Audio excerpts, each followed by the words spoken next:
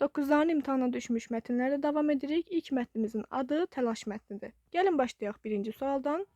Mətndə altından xətt çəkilmiş sözlər hansı cümlələrdə kontekstdəki mənalarında işlənmişdir? Həmin sözlərimiz bağladıqdan və işləyən sözüdür. Mətndə həqiqi mənada işləndiyi üçün biz də cümlələrdə həqiqi mənada axtarmalıyıq və mətndəki mənası ilə üst-üstə düşməlidir. Məsələn, burada deyir ki, mədəndə işləyən, yəni burada işləmək mənasını verməlidir. Burada da bağlamaq, yəni mətndəki mənasını, yəni mətndə hansı bağlamaq mənasını o cür tapmalıyıq. Yazıcı əsərləri həm müsbət, həm də mənfi surətləri diqqətlə işləmişdir. Bu mətndəki işləmək feillə üst-üstə düşmür, ona görə bu səhvdir. Tarlada qızmar gün altında işləyən əkinçilər yorulmaq nədir bilmirlər. Mətnlə üst-üstə düşür, 2-ni götürürəm. 5 ildən çox davam edən müharibədən sonra tərəflər sülh bağladılar. Mətndəki bağlamaq sözü ilə üst-üstə düşmür, yəni eyni kontekstdə deyil. Başını qaldırıb saata baxdıqda 3-ə 15 dəqiqə işləyirdi. Bu da eyni kontekst deyil. Özü ilə gətirdiyi ipi qonur atın boynuna bağladı. Mətndəki ilə eyni kontekstdə olduğu üçün cavab olacaq 2-5.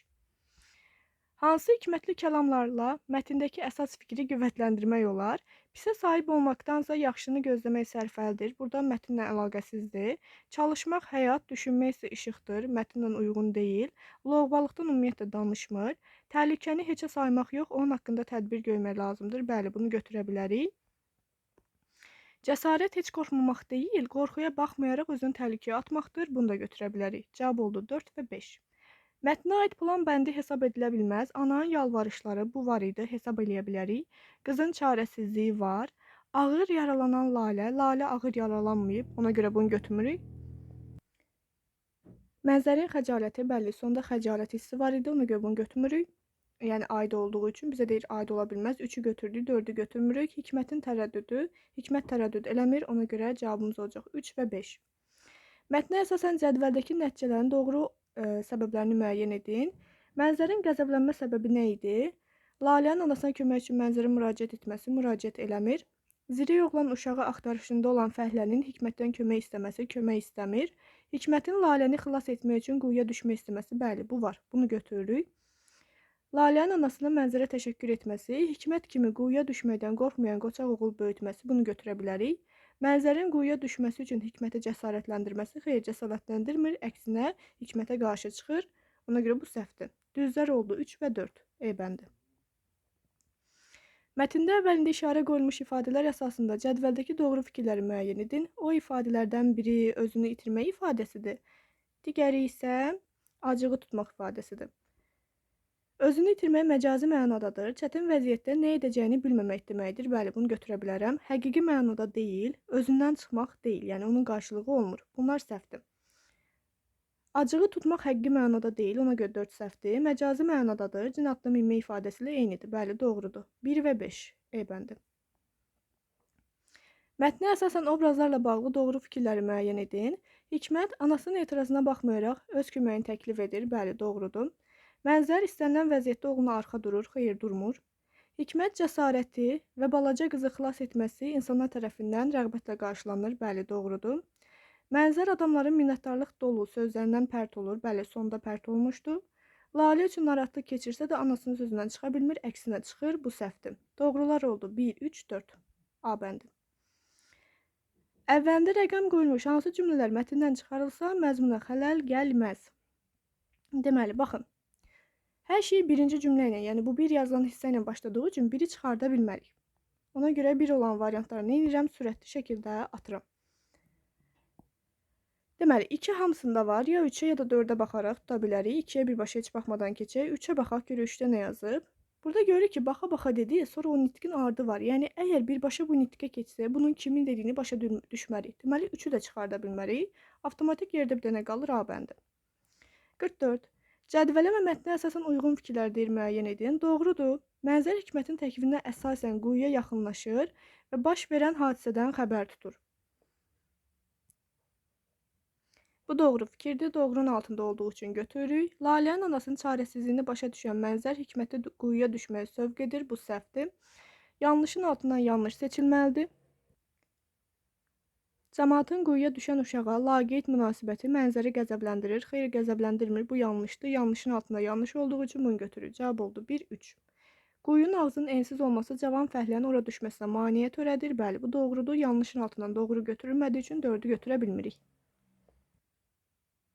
Açıq suallara davam edirik. Təəssüf ki, 45-ci suala baxa bilmirik, çünki əlimizdə cədvəl yoxdur. 46-ya baxaq. Elə hərəkət et ki, sonra utanmayasan deyimini mətnlə əlaqələndirib fikirlərinizi yazın.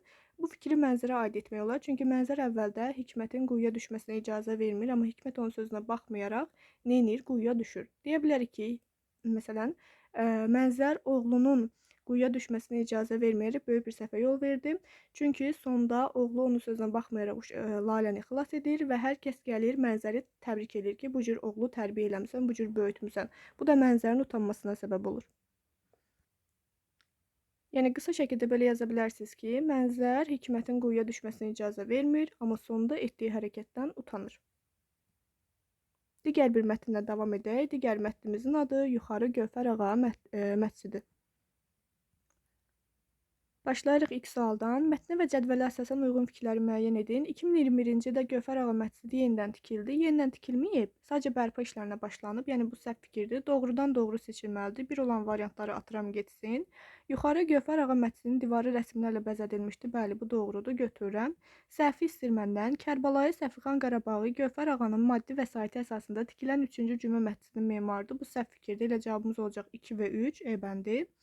İbrahim Xəlil xan hakimiyyətə gəldikdən sonra Pənahəli xanın tikdirdiyi məscidin yerində yeni məscid tikdirmişdir. Bəli, o fikir burada verilib. Baxın, deyir gəldikdən sonra yeni məscid tikdirib. Yəni bu doğrudur. Yanlışın altından doğru götürülmədiyi üçün bunu seçə bilmərik. Cavab olur E bəndi. 48-ci sual davam edirik. Mətnə və Eyler-Venn diaqramına əsasən uyğunluğu müəyyən edin. Pənahəli xan, Gövhər ağa və ortaq xüsusiyyət. Qamışdan məscidi tikdirən Pənahəli xandır. 1-ə yazırıq A. Şuşa qalasının qurucusu da Pənahəli xandır. Eyni zamanda B-də yazırıq. Şəhər üçün əhəmiyyəti olan memarlıq abidəsi inşa etdirib, hər ikisi inşa etdirib, ortaq xüsusiyyətdir. 2 mərtəbəli qoşa minarəli bina tikdirən Gövhər ağa idi. Bura gedəcək D. Tikdirdiyi binanın minarələrində ciddi ziyan vurulmuşdu. Bu da Gövhər ağanın tikdirdiyi binaya aid olduğu üçün eyni zamanda 2-yə E-də yazırıq. 1AB, 2C, 3DE doğru variant. Bəli, B variantıdır. Keçək digər suala. Mətndə çərçivə daxilində verilmiş sözün kontekstə görə mənasını müəyyən edin. Həmin sözümüz vandalizm sözüdür. Bəli, burada elə şagird doğru yazıb. Vandalizm mədəniyyət abidələrinin vəhşicəsinə məhv edilməsi deməkdir. 50. Mətnin plan ardıcıllığını müəyyən edin. Deməli, məscidin inşası, düşməndən qurtuluş, işğalın ağır nəticələri, sonuncu məscidin memarı, təntənəli açılış. Birinci təbii ki də inşa olunur. İnşadan sonra sonuncu məscidin memarı haqqında bizə məlumat verdiyi üçün bura 4 yazıram. Daha sonra düşməndən, daha doğrusu işğalın ağır nəticələri hissəsi verilib mətndə. Ona görə 3 gəlir. Sonra düşməndən qurtuluş, ən sonda da açılış olduğu üçün 5-i də ən sona yazırıq. 1, 4, 3 və 2, 5. Doğru variant olur D bəndi. Məsələn, bu açılış baxın görürsünüz sonuncu nəticə hissəsində. Ən sona 5 yazanda, bir də ən əvvələ 1 yazanda doğru variant 2 variant arasında qalırsınız. Orada da 2 ilə 3-ün yerini təyin edərək variantı çıxarda bilərsiniz. Davam eləyək 51-ci sualla. Mətndə üzərində rəqəm yazılmış sözlərə əsasən cədvəldəki doğru fikirləri müəyyən edin.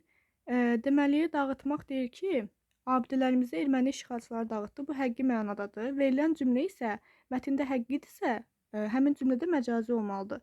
Sel körpünü dağıtmışdı. Bu da həqqi məna olduğu üçün bunu götürə bilmirəm. Ona görə 1 olan variantları atıram, getsin. Deməli, 2, 4, 5, 2, 3, 5. Hər ikisində 2 ilə 5 var. Birbaşa ya 3-ə, ya da 4-ə baxaraq variantı çıxarda bilərik. Gəlin 3-ə baxaq, əsarət sözünə. Deməli, 3 burada. Deyir ki, erməni əsarətindən qurtuldu. Erməni əsarətindən nə qurtulub? Abidələrimiz. Bəli, bu həqqi mənada, amma burada bizə məcazi mənada verdiyi üçün, deməli, 3 də səhvdir. Yerdə nə qalır? Bir dənə A bəndi qalır. 51 oldu A bəndi. Keçək digər suallara. 52-ci sualda deyir ki, hansı nümunə ilə mətnin giriş və əsas hissəsi arasında əlaqə yaratmaq mümkündür? Həmin dövrdə onun göstərişi ilə Şuşa qalası, qala daxilində xan ailəsi üzvlər üçün qəsr və saraylar, o cümlədən məscid inşa edilir. Bu əsas hissənin ortalarına gedər. Yeni məscidin inşasında daş və əhəng məhlulundan istifadə olunur. Bu da əsas hissəyə gedir, əlaqələndirmir. Qarabağ tarixçi Baharlının məlumatına görə məscid 2 qapıya malik idi, əsas hissənin ortalarına. Bu məscidin memarlıq xüsusiyyətləri haqqında heç nə məlum deyil. Bu ümumiyyətlə uyğunsuz fikirdir. Məscid Azərbaycan Respublikası Mədəniyyət Nazirliyi tərəfindən ölkə əhəmiyyətli tarix mədəniyyət abidəsi kimi qeydiyyata alınmışdır. Bəli, giriş hissədən sonra məscid haqqında ilkin məlumat vermək istəyiriksə, bunu əlavə eləyə bilərik. Keçək digər bir suala. Nömrələnmiş hansı cümlədəki fikrin özündən əvvəl səbəbi verilmişdir? Birbaşa cavabı yazıram. D variantı. Niyə dedi? Gəlin mətnə gedək baxaq. Baxın, 4-cü cümlədə deyir ki, yuxarı Gövhər ağa məscidi də erməni vandalizmindən zərər çəkdi. Səbəb kimi nə verib? Onun əvvəlki cümləyə baxın. Yazıb ki, abidələrimizi erməni işğalçıları dağıtdı. Artıq səbəbini əvvəlki cümlədə verildiyi üçün cavab olacaq elə burada D variantı. Mətnə əsasən doğru fikirləri müəyyən edin. Yuxarı Gövhər ağa məscidinin interyeri məhv edilmişdi. Bəli, bu mətndə var. Doğru fikirdir. Biri götürürəm. Birinci Qarabağ müharibəsində bir çox memarlıq abidələri erməni vandalarından xilas oldu. Bu ikinci Qarabağ müharibəsi idi. Bu səhvdir. İkilər səhvdir və cavabımız da 1 olmalıdır. Memarlıq abidəsi əsasında Şuşa şəhərinin yaradılma tarixi haqqında məlumat almaq olar. Bəli, bu doğrudur. Bunu da götürürük. Şuşa qalasının divar rəsmləri şair, rəssam Mir Möhsün Nəvvab tərəfindən işlənib. 4-ü götürə bilməyəcək, çünki 4 səhvdir. Şuşa qalası yox, Şuşa məscidi olmalıdır. Ona görə cavabımız oldu elə C variantı. 55 ilə 56-da cədvəldir. Təəssüf ki, əlimizdə də cədvəl olmadığı üçün biz buna baxa bilmirik. Belə bütün qapalı sualların izahının sonuna gəldik. Ümid edirəm izah sizlər üçün yararlı olmuşdur.